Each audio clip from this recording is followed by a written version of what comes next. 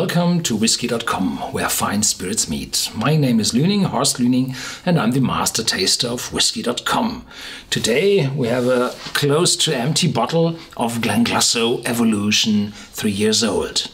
Glenglassaugh is a very special distillery. I visited it in 1994, if I remember right, and visited the still house, which was not working then, and the warehouses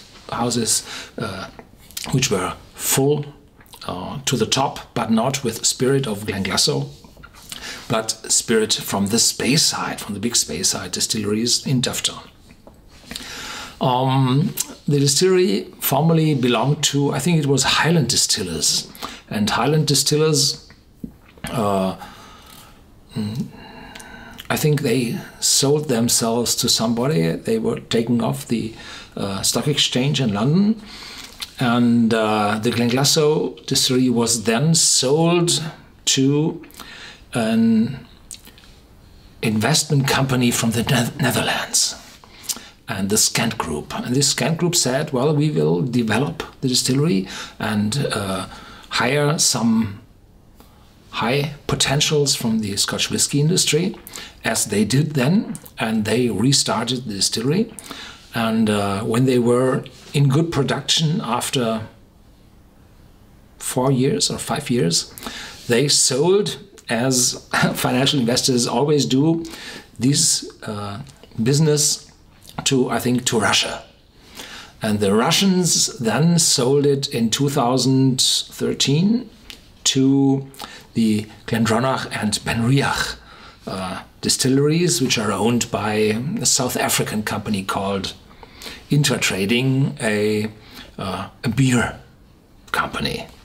So the Benriach, Glendronach, I tasted a lot of those brands already, and Glenglassaugh are now together below one roof, and this is excellent. This is very good for the brand. The first single malt whiskey on the market after the rejuvenation of the distillery, after the new start of the production, was the Revival. I have no bottle left.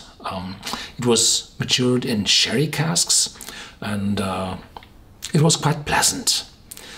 The Evolution is one of several bottlings issued by the former proprietor, and they thought about bringing out young whiskies from Glenglassaugh, maturing in different casks. So the sherry cask was the first, and this one is matured in American white oak barrels, which were used before for whiskey, and no, not Kentucky, but Tennessee whiskey. Oh, Jack Daniels? No, not Jack Daniels. George Dickel, the second distillery in Tennessee. I have to taste that one also in the near future. So first fill ex-bourbon casks for this bottle, and I got this bottle from the distributor himself. This was left after a tasting. And now we have to look what's left in this bottle. Ex-Tennessee cask matured. 50% ABV, and I tasted that that whiskey already several months or a year ago, and then it has 57 point something in percentage in ABV. So there was a cask strength on the market also, and it was reduced afterwards, the following bottlings, to 50% ABV, I think, because the bottles sold too well. And 50% ABV is also quite strong. Evolution is an exclusive release from single variety oak cask styles, bottled at natural color and non-chill filtered. This expression was matured in first fill ex-George Dickel Tennessee whiskey barrels and shows great depth of character and finesse, a harmonious combination of whiskey and oak.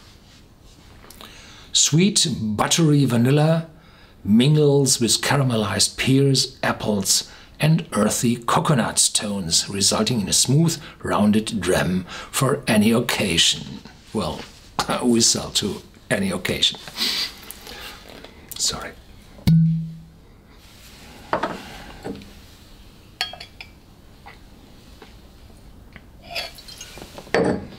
%50 ABV. I have to be careful because I want to have another dram here in front of the camera afterwards.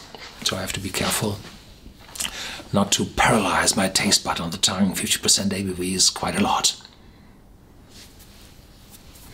And this bottling is limited to 6,000 individual bottles. Extremely fruity. Dominant fruits.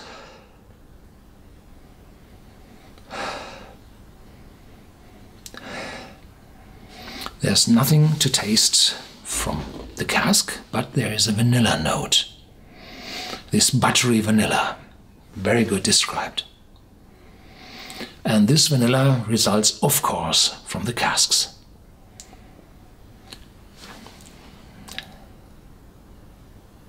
In the oak, there is this hardener, this lignin, and if you put the fire into the oak for activation of the taste of the oak, then this lignin is converted into vanillin, and this brings this vanilla aroma. It takes quite a time, but then you have pears and apples and a little banana. Sweet, vanilla, oily, butterscotch, caramel. So sweet, buttery, fruity. A very different evolution.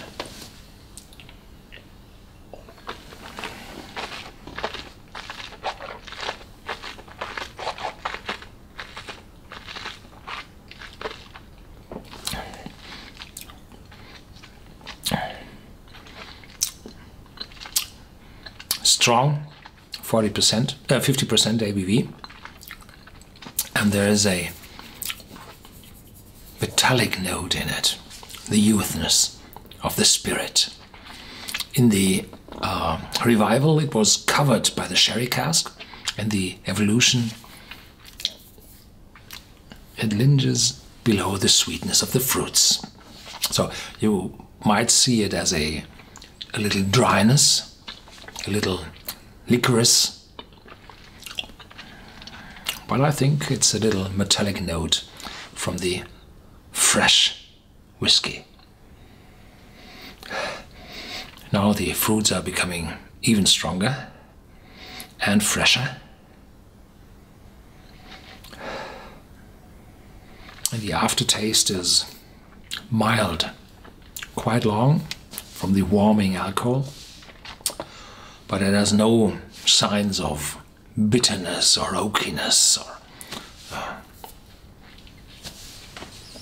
this light licorice might result from the cask, but it's already gone. Yeah, very interesting. I don't know if the announcement that they will have several different expressions from casks will survive the change of the proprietor, because the next one after this was announced as the Torfa, a very peat-rich, smoky single malt whiskey, and no particular cask mentioned. So perhaps the change of the proprietor changed also the philosophy, what they want to publish first on the market. And this Torfa I will have very soon, and in a few days to come we'll see it also here on Whisky.com. Thank you for watching.